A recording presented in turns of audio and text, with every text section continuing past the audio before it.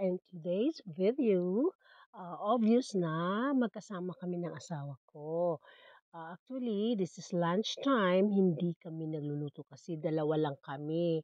Sabi ko sa kanya, ayoko na magluto kasi dalawa lang tayo. Mamaya na ako magluto para may mga bata. Ayan, namimili ako ng mga kainin namin for lunch. Lutong bahay doon sa pinsan ko na karinderya na malapit din sa amin. Ayan, pumili ako. Sabi ko, "Wala kayong gulay?" Kasi mahilig talaga ako sa gulay. Kaso wala silang gulay, may mga ano diyan, yung aphrodisiac na food, may kinilaw, may sinugbang baboy, may grilled baboy pala, may bihon, may pansit, may seaweeds, may sabaw na manok. Ayan, ayan yung ano ba yan, yung isda sa ano, pagi ba yun?